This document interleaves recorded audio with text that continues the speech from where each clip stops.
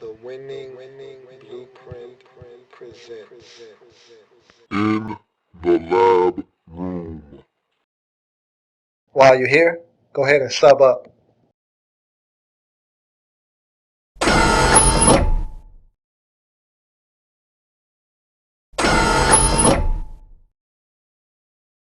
Welcome. You are in the lab room. I'm your host, Lou. Thank you for joining me. Today, we find out what's new in Buffalo. And this is courtesy of YouTube subscriber Nick Hyatanen.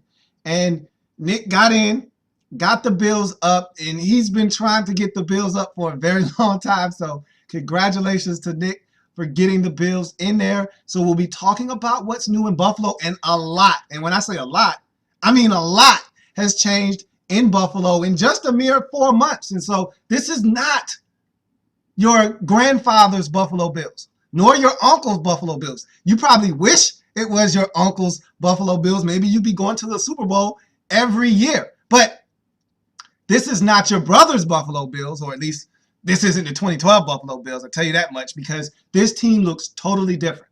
And it starts from the top up. We'll talk about what's new in Buffalo. But first, before we can get to what's new in Buffalo, of course, we have to get rid of all of the old stuff. And in order to do that, we'll go out with the old, with the Buffalo Bills. And a quick reminder before we do that, if you want your team to be next, simply be the first to leave a comment at the bottom of this video stating next and the team that you want to see next. Now, with that business attended to, now let's get in to out with the old with the Buffalo Bills.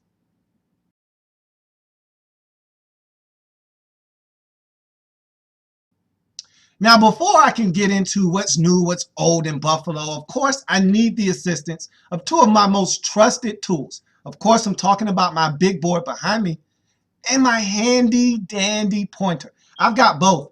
So you know what that means. Let's get to the board and get to work with the Buffalo Bills and talk about what's new in. Before we can get to what's new, though, out with the old in Buffalo. And if you look at this list, it's pretty extensive. The Bills have made a lot of changes in this offseason, and rightfully so. When you're not a good football team, sometimes things have to change. And if you're a Buffalo Bills fan, I don't like reminding you of this, but I have to. Anyway, the Bills have the longest streak in the league of missing the postseason. The Bills haven't been in the postseason since, and here's another bad reminder if you're a Bills fan, the Music City Miracle. Man, that was in the 1990s, if you can believe it or not. It's been that long since the Bills have made it to the postseason. So if you're a Bills fan, you're looking at this change as one that was necessary and one that you hope will provide a brighter future for your football team. We started the very top with the Buffalo Bills at the GM position. New general manager in Buffalo, out with Buddy Nix. Buddy Nix has been with the Bills for a very long time, and there's a losing culture in Buffalo right now. And when you hire guys like Chan Gailey, I don't question whether you want to win or not. No one hires a coach thinking they're going to lose. But when you hire Chan Gailey, I question whether you get it or not, because it's not like Chan Gailey hasn't had his day in the sun. He's been a head coach before in this league, and it did not work out then. Some guys are better the second time around. See Bill Belichick. So it's not that he didn't deserve another shot. It's just that he didn't impress us the first time around. So I really wasn't a fan of Chan Gailey getting an opportunity to be the head coach of the Buffalo Bills. He's a great offensive mind. Can't take that away from him. But as a head coach, as a leader of men, I don't think Chan Gailey was that guy. And Buddy Nix was responsible for that. So I just thought that it was time for the Bills to clean house. And that's what they have done in this offseason. Buddy Nix was a part of that cleansing process. He's no longer in Buffalo. You look at head coach Chan Gailey. I just told you how I felt about head coach Chan Gailey. I wasn't a fan of the hire when he was brought into Buffalo. I'm not sad to see him leave Buffalo. This guy gets it when it comes to calling offensive plays. But as a manager of men, as a head coach, Chan Gailey isn't the most ideal candidate to run your football team. Simply put, the Bills needed to move on from Chan Gailey. He's no longer your head coach. You won't miss him. Trust me. You look at defensive coordinator Dave Wannstedt. He just got here. He was just getting his feet wet. And he came in. in the 2012 season, and the Bills' defense wasn't atrocious, but it wasn't that good either. So Dave Wanstead was simply a casualty of a head coach getting fired and all of his staff being pushed out of the door as well. And I think Dave Wanstead is an NFL lifer. We know he was at Pitt for a little stint there, but here's a guy that was in the league, head coaching position with the Bears. Dave Wanstead is a guy that knows defenses in and out. He's a solid coach, but unfortunately, he got caught up in the wash that was the Chan Gailey administration. He's out of the door as well. You look at offensive coordinator, who was also your running backs coach, Curtis Modkins. He's also out. And again, just caught in the wash. Simply put, your running backs were the bright spot of your team. So Curtis Modkins, from that standpoint, deserves to be on this roster still as your offensive coordinator. Maybe not the offensive coordinator because Chan Gailey really was pulling the strings there, calling the plays. But he was your running backs coach. But he also had the title of offensive coordinator. But Chan Gailey was basically calling the plays. And so Curtis Modkins has already caught on with another team. He's with the Jets now, coaching up running backs there. So here's a good coach. Again, caught in the wash. He's out of the door as well. So now we go from the coaches who are now out of Buffalo to the players, and this list is extensive as well. So let's go down the list. And we start with the quarterback position, the most important position on the field. Ryan Fitzpatrick. Now, I like Ryan Fitzpatrick. And I think that he's a solid quarterback. But guess what? I think he's a backup quarterback in this league, not a starter. He's had his moments. But this is the thing about Ryan Fitzpatrick that you have to be wary of. Ryan Fitzpatrick will be 11 of 14 for 131 yards, 2 touchdowns, no interceptions in the first half. Come out in the second half and be a polar opposite. 9 for 17, 3 interceptions, 78 yards, and you lose the football game. And that's what you get from Ryan Fitzpatrick. You get Dr. Jekyll, Mr. Hyde. And in the NFL, you have to be consistent. There's something to be said for consistency at the quarterback position. Week to week, play to play, you never knew what you were getting out of Ryan Fitzpatrick. I love his competitive nature. I think that he's a guy that you want as the leader of your team in terms of your starting QB. But in terms of the intangibles, getting it done week in, week out, and consistently being a guy that you can trust with the football to not turn it over and take the football out of your offense's hands, Ryan Fitzpatrick isn't that guy. And so he's no longer on your football team. You look at quarterback Tavares Jackson. Here's another one of these signings that I wasn't a fan of. And before you made a mistake, you righted it wrong. And I can appreciate that. The one thing that a man can do and really show how big he is admit when he's wrong. And the Bills here made a mistake. They signed Tavares Jackson and they realized, we probably don't need a lot of these quarterbacks that we have on our roster because they're all the same thing. They're all retreads from teams that weren't good. They're all quarterbacks who haven't had a good track record in this league, and we're stockpiling them all on one roster. Big mistake. It's like basically taking a whole bunch of C-grade players and combining them together and hoping you get an A.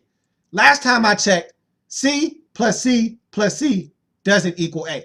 And they're all quarterbacks that you can do without on your roster, especially Tavares Jackson. Now, drafting a quarterback like E.J. Manuel makes it a lot easier to release a guy like Tavares Jackson. And I was really on board with getting rid of Tavares Jackson. No need to drag around more dead weight. So, Tavares Jackson, before you even took a snap for the Buffalo Bills, no longer on your team. Great job. Wide receiver Donald Jones. You know what? Donald Jones to me was always an enigma because he was a guy that the Bills had high hopes for. You'd see flashes, but the inconsistency trumped everything else. You never knew what you were getting from Donald Jones from week to week. One week, you'd get 7 catches, 89 yards. The next week, he'd have no catches. And I wasn't ever a big Donald Jones fan, and now he's in New England. So essentially, he's sleeping with the enemy.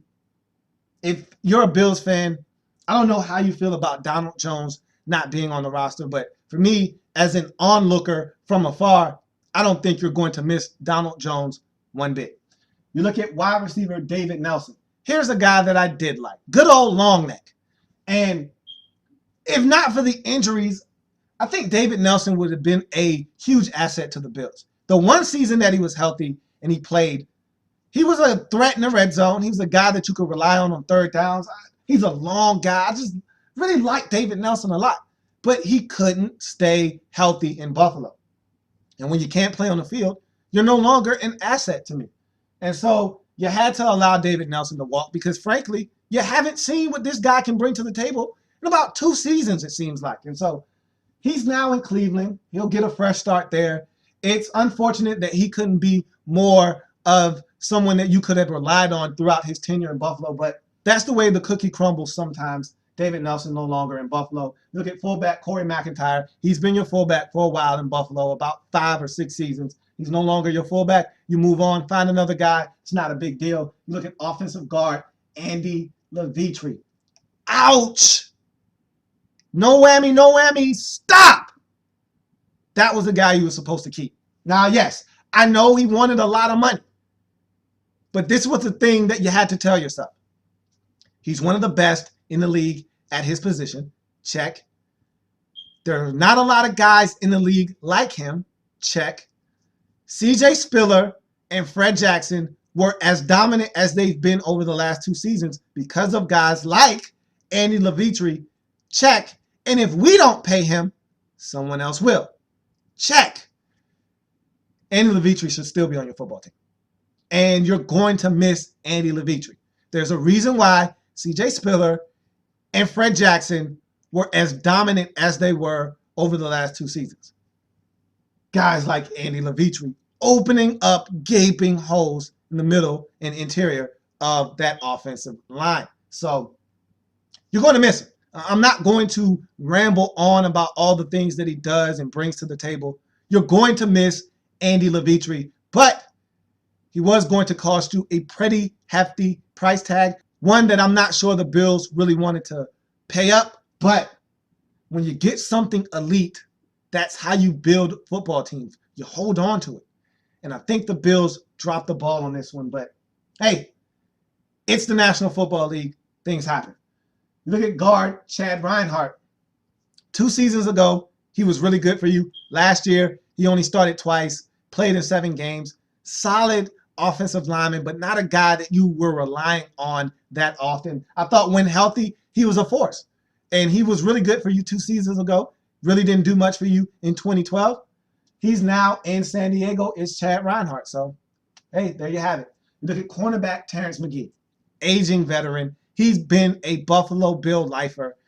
Sad to see him go because he has been a really good player for you for a long time. But time for the new blood to take over in the secondary for the Buffalo Bills. It's a young man movement, and I said that last year about the Bills. It's a young man movement in Buffalo in the secondary, and Terrence McGee, if you haven't noticed, isn't a young man, so he isn't a part of the new movement in Buffalo. Hence, he is out of there. You look at linebacker Nick Barnett, your most productive linebacker by far on your football team last season. And he's 32 years old. He's getting up there in age, and again, you're starting to try to build this thing from the ground up, and you're looking to get a lot of young, talented guys on the field. And so while I understand why Nick Barnett is not on this team, he could have still been on his football team. Over 100 tackles. He was where he was supposed to be when he was supposed to be there.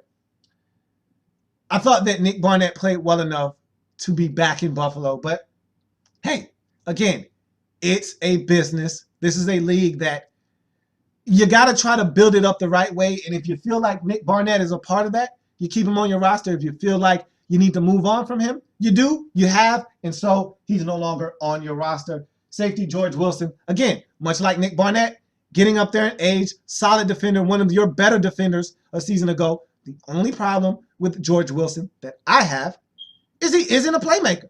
He simply is not a playmaker. He doesn't make a difference. He makes tackles, had over 100 of them last season, but he doesn't do anything else. No sacks, no forced fumbles, no interceptions, nothing. George Wilson is average. And if you like average, then sure, sign him up. But if you're looking for someone to change the game, someone to have an impact on the defensive side of football, then George Wilson isn't your guy. If you're looking for someone to come in, be where they're supposed to be, when they're supposed to be there, do their job, and be very quiet in doing so, George Wilson is your man. But in Buffalo, you need turnovers. You need difference makers. You need playmakers. George Wilson, not that guy. So I'm not really torn that George Wilson isn't on the Buffalo Bills roster anymore. He's now in Tennessee. You look at defensive end Kyle Moore. Started a heap of games for you last season. Was solid. Got you about 3 sacks. You can find someone else to get you 3 sacks. He's a rotational depth defensive end, in my opinionation. And simply put, he's in Chicago now. You can find someone else to get you 3 sacks, frankly. Defensive tackle Spencer Johnson. Solid. Started some games for you in the interior of that defense. Again, to me, another rotational depth guy. He's a veteran in this league. You decided to part ways with him. He's gone. He's on the street. Simple as that. So that's out with the old in Buffalo. That was a mouthful. That was a lot. Now, let's get to the in with the new in Buffalo.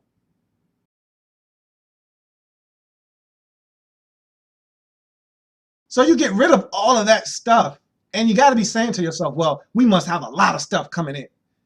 And you look at the list, and it's not that long. So, and if you're the Bills, what you're looking for is substance.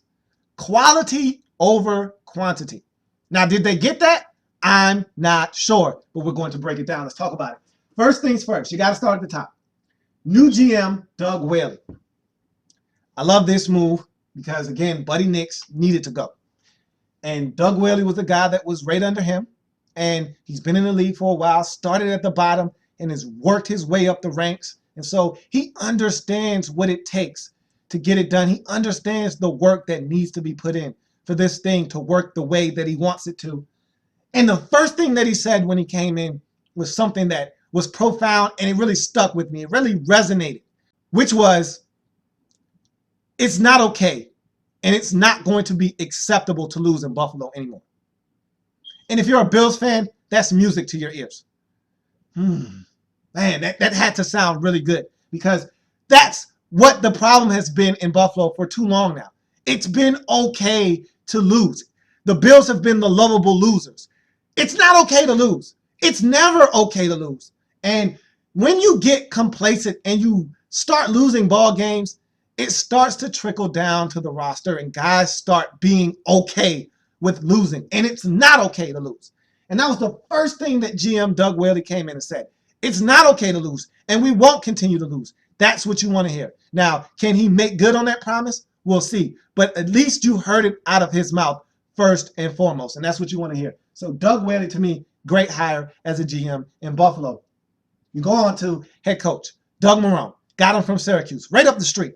And this is a nice move for the Bills. Offensive-minded head coach comes in and looks to really help this team get on track, because in its division with the Patriots, you got to be able to score points. The Dolphins went out and made a lot of moves to try to solidify their offense.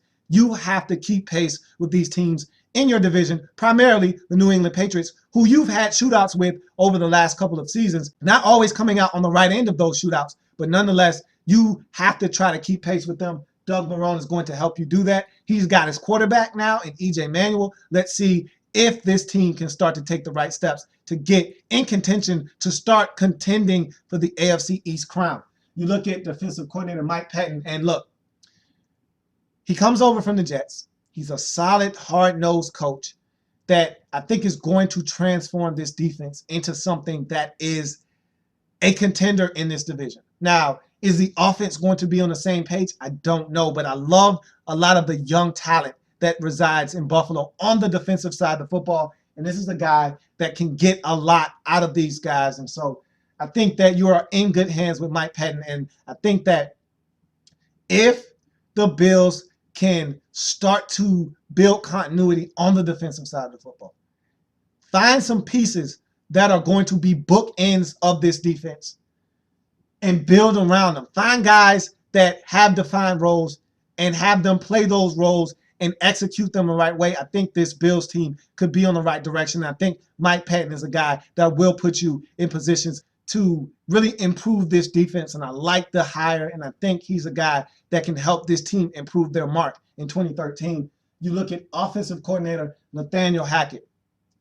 Solid addition to your group. Again, another one of these guys that you're looking for to come in and help bolster this offensive attack. He's going to come in and try to help get this situation under control, because right now you don't have a signal caller.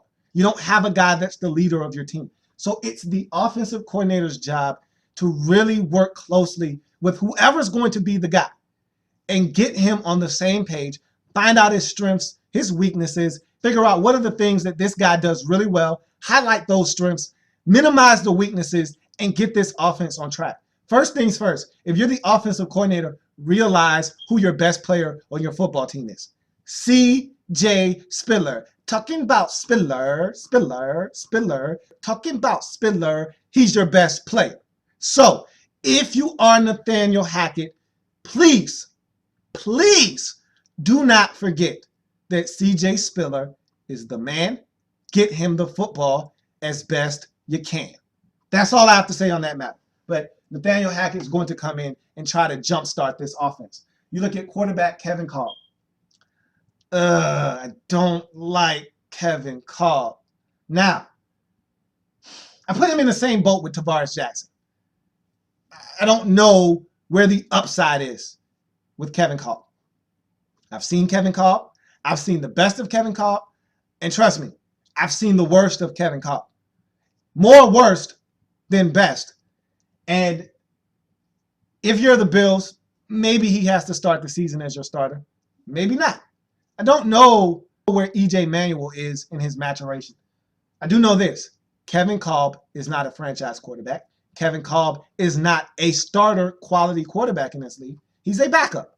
And you don't see him as being the answer in Buffalo. I realized that by your first pick in the 2013 draft. So I understand that you understand that the starting quarterback of the future isn't Kevin Kolb. And as long as you know that, I don't have a problem with Kevin Kolb being on your roster. You look at center Doug Legursky. Comes over from the Pittsburgh Steelers. Solid on the interior of the line. Can play multiple positions. I think that's why the Bills went out and acquired Legursky, because he can play center. He can play guard. The Steelers had this guy all over the place because, as we all know, the Steelers are always banged up on that offensive line, and Legursky had to kick over to multiple positions. So you're getting a guy that can play both guard positions and center. That's always extra added value if you are a football team looking for depth along your offensive line. Doug Legursky will provide that for you. You look at linebacker Manny Lawson. He's one of those guys that you say his name and then you shake your head. You go, Manny, because there's so much talent and potential there. But I don't talk about potential with 9 and 10-year veterans. This guy's like in his 7th, 8th, or 9th year in the league. Potential's gone. At this point in your career, you are what you are. And Manny Lawson is a guy with the utmost athletic ability that you just never, ever get it all out of him. Simply put, he's very disappointing, very frustrating, because here's a guy that can run with the best of them, running a 4.5, 4.4 40. Can just flat out run at about 6'6". That's ridiculous. But he isn't the most physical guy. He isn't the most instinctive guy. He doesn't always use his speed to the best of his ability. And you just wonder, how's a guy this talented not better? And I can't figure that question out. And that's why Manny Lawson is an enigma to me. And maybe this fresh start in Buffalo is what he needs. But he's already had several fresh starts. He got a fresh start in San Francisco where he started his career. He got a fresh start in Cincinnati. He's getting another fresh start. So how many fresh starts do you want? He'll be a solid contributor on your football team, but I don't think he's going to stand out. You look at linebacker Jerry Hughes.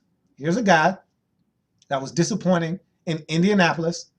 You trade for him, and you're hoping that he can come over and get pressure on the quarterback. And I think Jerry Hughes can do that. Now, will he do that? Not sure. But I know that the potential is there, And if you can tap into that potential, you could get yourself a bona fide stud at rushing the quarterback, because he's a guy that can get after the quarterback. We saw it at TCU in college. Now you're hoping that it'll translate to the league. He's another guy that maybe with a fresh start can start to really show what GMs and scouts around the league thought this guy could be when they drafted him into the National Football League. Defensive tackle Alan Branch. Love this pickup. Big guy in the middle of your defense. Big, long, tall defender. Space eater. Is a guy that can occasionally get to the quarterback, but where he'll make his hay is in the run game. He's a guy that stands up at the point of attack. You got him from Seattle. I like this move a lot. I think he's a guy that's going to help you in the interior of this defense. So that wraps up your in with the new portion in terms of free agent acquisitions and trades. Now let's talk about draft picks. And I'm not going to give you an extensive rundown of these guys. If you're looking for that, I will redirect you to the 2013 NFL Draft Wrap-Up that I've done on every team, including the Buffalo Bills. I'll just go down these picks one by one and give you a brief synopsis or just tell you who they are. And we'll start at quarterback, E.J. Manuel, first-round selection. Here's a guy that is the quarterback of the future in Buffalo. E.J. Manuel and your new head coach, Doug Marrone, are officially tied and joined at the hip. E.J. Manuel's success will probably be the success of Doug Marrone. If E.J. Manuel is not a success, Doug Marrone will probably not be your coach in 4 seasons. So E.J. Manuel has to work out if this administration works out in Buffalo. You look at wide receiver Robert Woods. Love this pickup. Polished receiver, ready to go right now, NFL, out of USC. I think the Bills will really love him complimenting Stevie Johnson on the outside. Linebacker Kiko Alonso out of Oregon, another solid pickup at the linebacker position. He's a very physical linebacker. I expect him to start very early on in the process for the Buffalo Bills. Wide receiver Marquise Goodwin, burner. Free safety Duke Williams in the 4th round. Defensive back Jonathan Meats. Kicker Dustin Hopkins in the 6th round. And tight end Chris Gregg in the 7th round rounds out the draft for the Buffalo Bills. Now we go from players who most likely will make this roster to guys who probably will not make this roster. Your long shots. I'm talking about the undrafted free agent rookies. So now we go down the list of undrafted free agent rookies. Quarterback Jeff Toole out of Washington State. Running back Drew Smith out of Albany.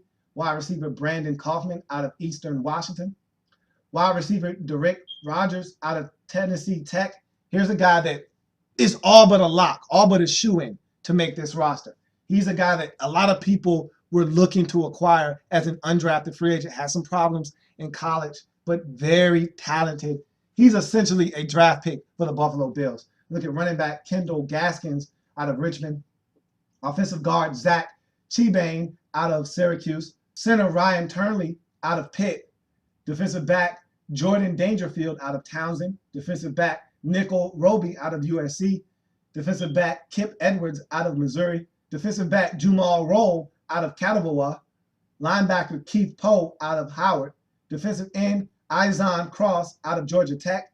Defensive tackle Aaron Tapoti out of Cal. And punter Brian Stankovich out of San Diego State.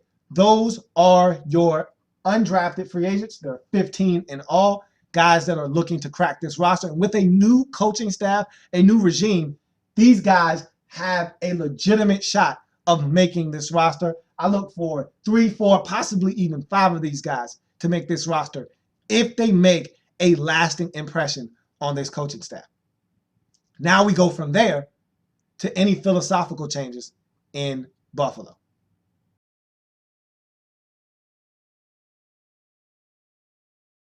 So as you look at the Buffalo Bills and their philosophical changes, you got to start at the top. New head coach, new scheme, new everything in Buffalo right now. And so Doug Marrone is going to come in and he's looking to change the culture in Buffalo. And you look at this team and the way it was constructed. You went out and you spent a lot of money last year in free agency, and some of those guys panned out, some of them didn't. You're looking for big things out of those guys you spent money on a season ago. You're looking for some of these draft picks to come in and pan out. And I think what Doug Marrone is going to do, and the difference you're going to see with this Buffalo team in 2013, is that there's going to be more of a tempo on the offensive side of the football. Doug Marrone is a guy that likes his quarterbacks to get the football out of their hands quickly. And you're going to see an emphasis, I think. And I hope this is the case. I've heard this, but you can never be too sure with guys who like to pass the football. You're going to see an emphasis on the running game because I think that the Bills know where their bread is buttered. I hope that they realize that when they were at their best a season ago, they were getting the football in the hands of C.J. Spiller. He's a guy that's a difference maker in this league. And I think that if you can run the football, it'll open things up out wide. Stevie Johnson now has a partner in crime out wide with Robert Woods coming on board. You've got a lot of speed.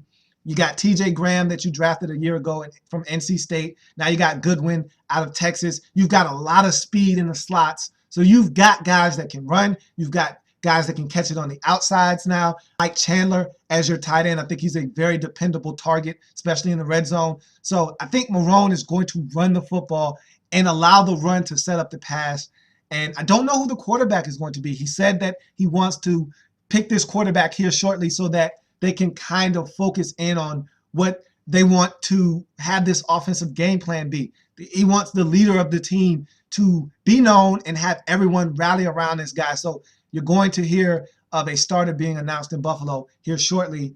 And if he decides to go with E.J. Manuel, you're going to see a lot of the run game. If he goes with Kevin Kolb, maybe he'll trust Kolb a little bit more to throw the football. I don't know. We'll see. But I expect an emphasis on the running game early on in Buffalo just because the quarterback situation is up for grabs and there is a lot of uncertainty at the quarterback position. Even if Kolb is in, you still don't trust Kevin Kolb 110%. You want to run the football. If E.J. Manuel's your guy, you don't trust E.J. Manuel all that much early on because he's a rookie. You want him to gradually get his feet wet, and then you take the chains and shackles off of him. And so either way, the running game needs to be at the forefront of this Bills attack offensively in 2013. You look at the defensive side of football, and you got Mike Pettin as your defensive coordinator, and he's naturally an aggressive play caller on the defensive side of the football. You're going to be making a switch to a hybrid 3-4 defense away from the 4-3 look that you're used to in Buffalo. And so there's going to be some changes. That's why you acquired a guy like Manny Lawson in the offseason, a guy like Alan Branch, who's a big space eater to fit in the middle of this defense. That's why you're looking to get a guy like Jerry Hughes in a trade from the Colts, someone that can get to the quarterback off the edges at linebacker. And so I expect the Bills to attack. Mario Williams came from a 3-4 defense in Houston, and so he has experience. He played well in that 3-4 defense. I think the Bills will use Mario Williams in different ways. I expect him to be a guy that sticks his hand in the dirt on one play, and then another play will be standing up and rushing off the edge. And so I expect the Bills to have different dynamics in their defense, but it's going to look totally different. No more 4-3, more of a 3-4 defensive look with Mike Pettin and his aggressive nature attacking offenses and trying to put pressure on them to make them make a decision and force them into mistakes. If you're the Bills, that's going to be your key in 2013, forcing the issue, pressing teams into mistakes. And you need to take advantage of those mistakes. I think this is a young secondary with a lot of guys capable of making plays. We know Jarius Byrd is a guy that you want back. Haven't found a way to reach a long-term deal yet, but he'll be back on your roster in 2013. He's a playmaker. You've moved over Williams to safety. You still have Stephon Gilmore, who's going into his sophomore year. So a lot of young, talented pieces in Buffalo. I think that if the front seven can get consistent pressure on the quarterback, you can stop the run, force teams into third and long situations, force them to throw, go after them, and force them into mistakes. This Bills team could be on the fast track to winning some games and really being a very, very competitive team in the AFC East in 2013. But that's a big word. If Mike Pettin is able to get this defense to react to his style of play right away. But I expect the Bills on defense to be much more aggressive than they were a season ago under Dave Wanstead and that 4-3 defensive look. So those are your philosophical changes in Buffalo, and that's what's new in Buffalo with the Bills. Like the content? Want more? Sub up. In the lab